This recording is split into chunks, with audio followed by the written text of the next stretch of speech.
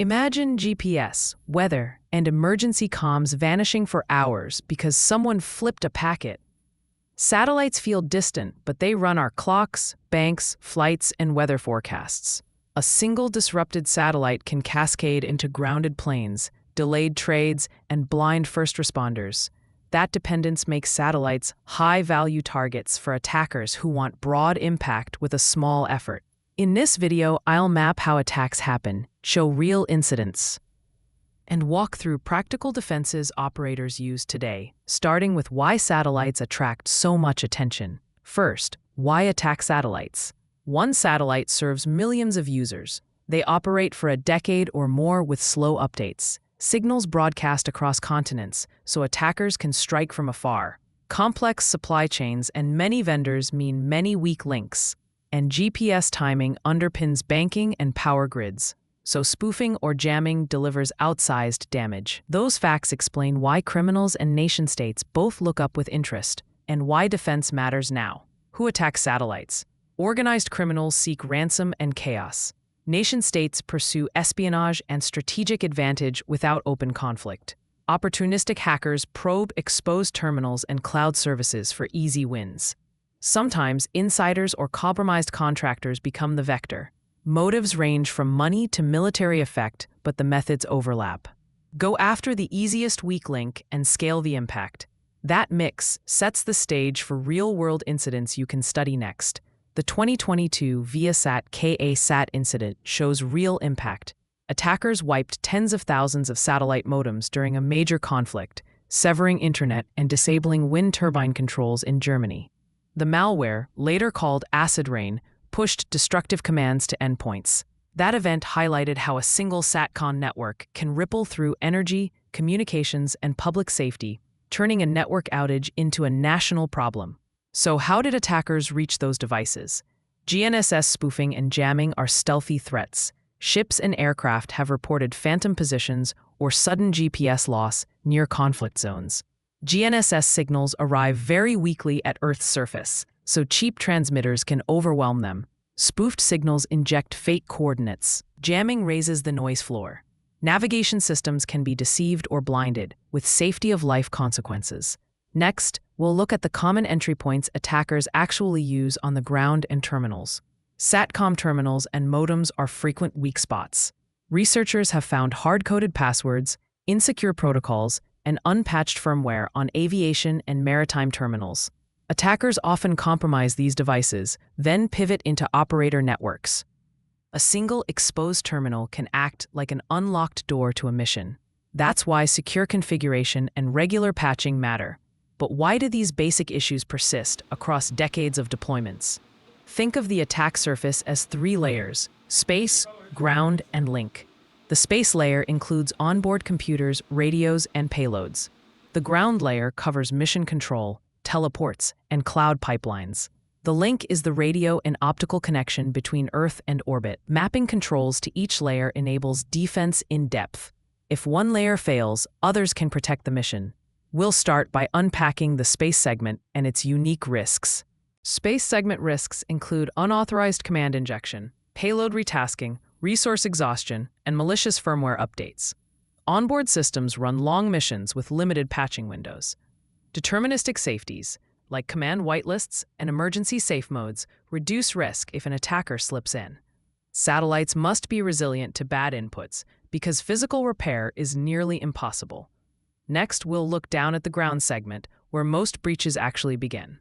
Ground systems host mission-critical software and operator credentials. Vulnerabilities include compromised operator accounts, lateral movement from corporate IT to mission control, tampered uplink scheduling, and supply chain insertion. Cloud-hosted ground software speeds operations but raises misconfiguration risks.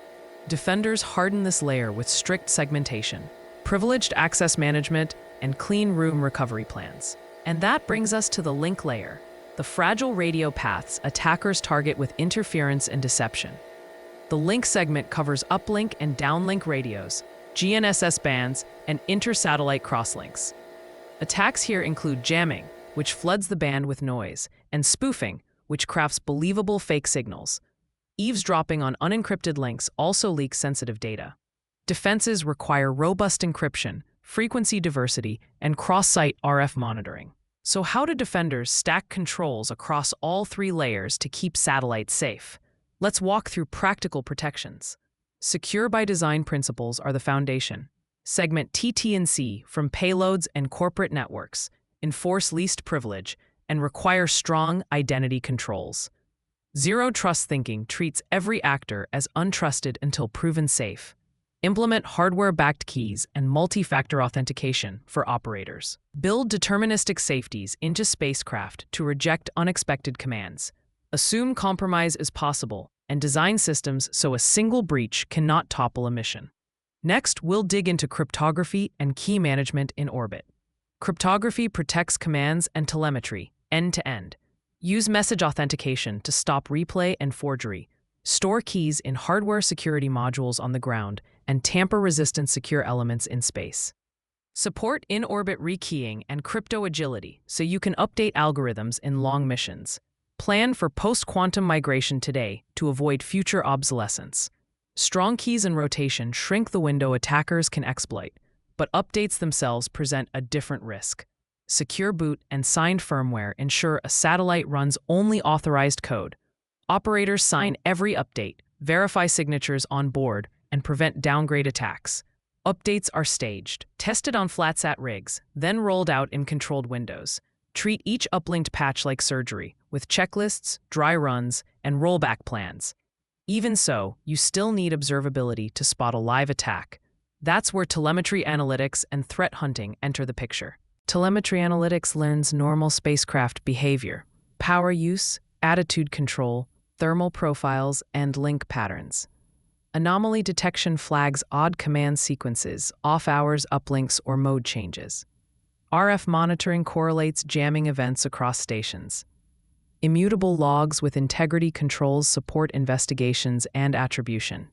The goal: detect behavioral surprises early, not just known signatures. With that visibility, hardening the ground network becomes far more effective. Harden the ground, segment IT, OT, and mission control. Enforce patch management and vulnerability scanning for ground software and terminal fleets. Use privileged access management and just-in-time sessions for operators. Maintain clean backups and rebuild plans for critical systems. Regularly exercise recovery scenarios so teams can switch to backups under pressure. Ground hardening reduces the most common attacker paths into space systems. Yet supply chain trust remains a primary challenge. Treat the supply chain like a security boundary. Require software bills of materials from vendors and track third-party libraries for CVEs. Vet device provenance with tamper evidence seals and trusted programming. Avoid single-vendor monocultures where a single flaw cascades across a constellation. Component diversity and continuous vetting reduce the risk of insertion. Standards and community sharing amplify these practices. So let's look at how industry collaboration raises the baseline. Open frameworks and community drills matter. MITRE ATT&CK for Space Maps attacker techniques. CCSDS sets interoperable standards for data and security. Space ISAC shares threat intel across members. Red team exercises like KA-SAT surface gaps and drive R&D. Cross-functional tabletop and live drills between ops, RF engineers, IT, legal, and comms shorten response times. Shared tests and playbooks make the entire ecosystem more resilient. So what new risks are coming with tomorrow's tech? New technologies change the risk profile.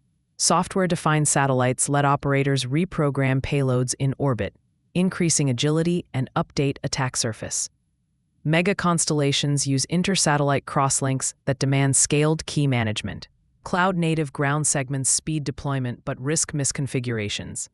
On-orbit servicing introduces proximity cyber-physical hazards. AI helps detect anomalies, but its models and pipelines need hardening. Each innovation requires new operational controls and policy guardrails to stay safe. Checklist Part 1. Inventory your mission. Map every asset in space, ground, and link layers. Lock TT&C immediately. Encrypt and authenticate all command and telemetry. Segment and harden ground networks so mission control is isolated from corporate IT. Implement secure boot and signed updates with stage testing on flat-sat rigs. These 4 steps reduce the biggest risks fast, and teams often accomplish them in weeks, not months. Next, the remaining steps. Checklist Part 2. Establish key management with in-orbit rekeying and crypto agility. Baseline spacecraft behavior and monitor for anomalies and RF interference. Demand SBOMs and vet third-party code and hardware provenance. Run joint exercises, tabletops, and live drills that simulate Viasat-style outages. Align practices to NIST IR 8401 and MITRE ATT&CK for space. Small teams that follow these steps cut risk dramatically. So what common myths still confuse people? Common misconceptions create bad defenses. Space is too far for hackers is false. Most attacks target ground systems. We can't patch in space is partly false. You can patch safely with proper pipelines. Encryption solves everything is false. You still need identity, segmentation, and monitoring. And jamming equals hacking misunderstands the difference. Jamming is interference. Spoofing is deception. Hacking targets systems and software. Knowing the truth shapes the right controls. Why this matters beyond the industry. Satellite outages ripple into banking timestamps, airline safety, emergency response, and power grids. Protecting space systems protects the global economy and public safety. Industry, governments, and operators must collaborate for resilience. The good news: the sector is moving from best effort to audited cyber posture. Early investment in these practices buys trusted contracts and safer skies. So what can you do next to join that effort? We've covered threat actors, real incidents, attack surfaces, concrete controls, and a compact checklist you can act on. Start with inventory and TT&C protections, then add segmentation, signed updates, and telemetry monitoring. Demand SBOMs from vendors and practice incident response with cross-functional drills. The space domain supports modern life. Defending it is a practical engineering problem with measurable steps. If you want a concise checklist PDF or deeper guides, I'll point to resources below. Before that, one last thought. Protecting satellites is not optional. It's infrastructure security for the digital age. Operators who adopt zero trust, strong crypto, secure updates, and active monitoring will reduce risk dramatically. Regulators are closing gaps, and communities like Space ISAC help spread lessons quickly. Start small, iterate, and test often. The future will demand better defenses, and early adopters will set the standard. Ready to keep our skies secure? Let's continue this conversation. If this helped, like and subscribe for more deep explainer videos. Comment with one risk you'd prioritize, and I'll respond with a resource tailored to it.